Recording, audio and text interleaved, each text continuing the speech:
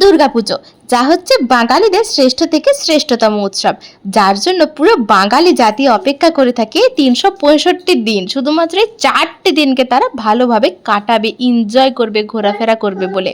কিন্তু যত দিন যাচ্ছে তত যেন দুর্গাপূজার প্রতি আগ্রহ, ইন্টারেস্ট সমস্ত কিছুই কমে যাচ্ছে, আর মনেই হচ্ছে না পুজো পুজো বলে। জানি না এটাই হয়তো ম্যাচিউরিটি বা কি জন্য জানি না, তবে এবছর দুর্গাপুজোটা সত্যি একটু অন্যরকম। কিন্তু মন খারাপ করে বাড়িতে বসে থাকলে তো আর হবে না।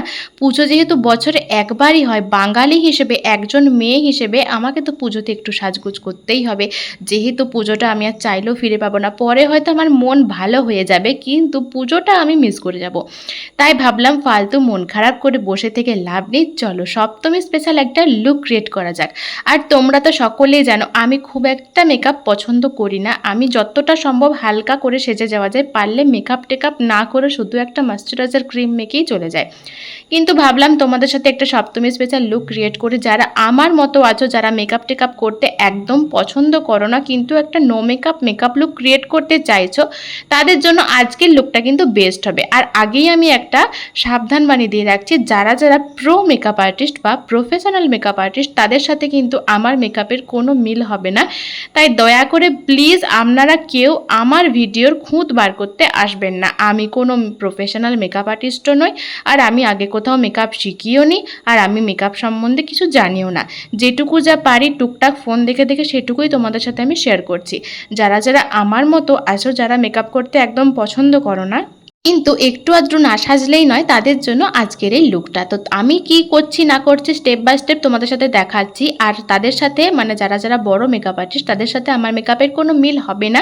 স্টেপ বাই স্টেপ হয়তো আমি কিছু ইউজ করছি না, বা এটার পরে এটা লাগাতে হয়, এটার পরে ওটা করতে হয়, কিংবা এটা আমি মিস করে গেছি, এটা আমাকে লাগালে ভালো লাগতো, এই ধরনের কোনো মন্তব্য প্লিজ করবেন না। কারণ আমার যেটা ভালো লেগেছে হালকা পাতলা হিসেবে আমি সেইটুকুই জাস্ট ক্রিয়েট করেছি।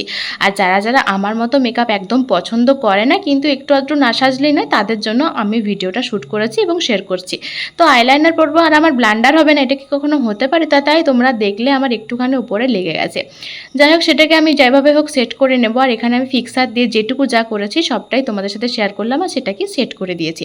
তো কী কী করলাম তোমরা তো সেটা দেখতেই পেলে। ফার্স্টে আমি একটা ময়শ্চারাইজারের সাথে ফাউন্ডেশনটা মিশিয়ে নিয়েছি, যেহেতু দিনের বেলা, আর দিনের বেলা তো আমার একদমই মেকআপ করতে ইচ্ছে করে না, রাত্রেবেলা তবুও যদি একটু ভালো লাগে, দিনের বেলা মেকআপ করতে আমার একদম ভালো লাগে না, কিন্তু তা ওই হালকা পাতলা করলাম আর কি। তো দেখলে আমি একদম নো মেকআপ লুক ক্রিয়েট করার জন্য কি করলাম, একটা ময়শ্চারাইজারের সাথে তার সাথে মিশিয়ে নিলাম আমি ফাউন্ডেশনটা, সেটাকে মিশিয়ে ভালোভাবে ব্লেন্ড করে নিয়েছি। আর তার সাথে সেটাকে সেট করার জন্য আমি ফিটমির যে কম্প্যাক্ট পাউডারটা আছে সেটা দিয়ে সেট করে নিয়ে, তারপরে আমি কোনো কিচ্ছু ইউজ করিনি, না কন্ট্যুর, না কনসিলার, না মানে হাইলাইটার, না ব্লাশার, কিচ্ছু ইউজ করিনি। জাস্ট আমি ফিক্সার দিয়ে স্প্রে করে নিয়েছি, ব্যাস এইটাই আর কি। তো চলো এরপরে সাজগোজ করা যাক। মানে সাজগোজ বলতে যেগুলো আমরা ছোটোবেলায় সাজগোজ মনে করতাম আর কি, কানের দুল পরা, হার পরা, এগুলো করা যাক।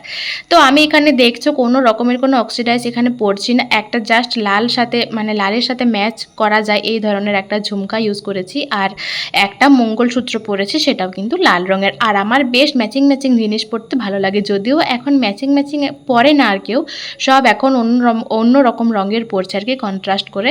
তো যাই হোক, আমি কিন্তু পরেছি আজকে এই লুকটাই ক্রিয়েট করেছি, আর তার সাথে দেখো সিঁদুর পরে নিচ্ছি। আর এই হচ্ছে আমার ফাইনাল লুক, সপ্তমী স্পেশাল ফাইনাল লুক। কেমন লাগছে অবশ্যই জানিও। আসছি সপ্তমীর নাইট লুক নিয়ে, টাটা।